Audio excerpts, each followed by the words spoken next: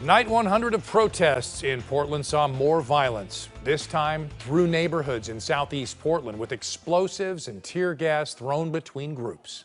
Welcome to KOIN 6 News at 5 o'clock. I'm Wayne Haverly. Police made a huge number of arrests after a riot was declared in southeast Portland overnight. The declaration was made after someone threw what's been described as firebombs towards police. KOIN 6's Jennifer Dowling. She was there last night when all of this happened. We were covering that closely. She joins us now live with all the details. Jennifer.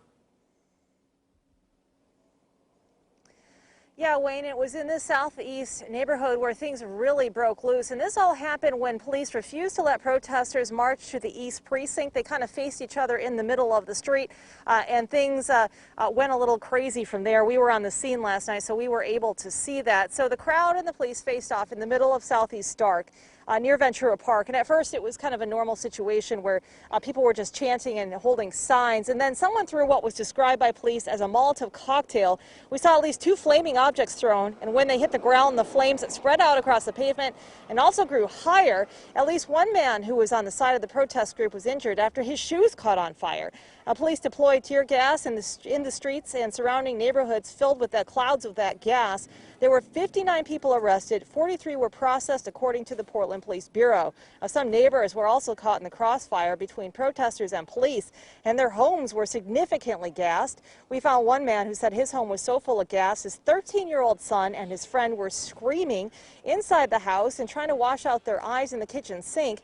Not only had his home been gassed, but he said he was injured when he went outside to see what was going on. He said he was talking to an officer about the impact on his 13-year-old son and his friend when another officer came up and hit him, he says, giving him a concussion.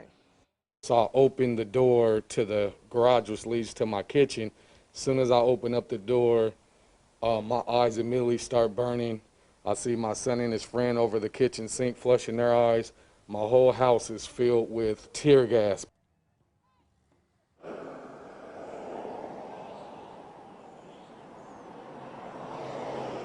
Elijah says that he spent several hours in the hospital overnight getting stitches and has suffered a concussion.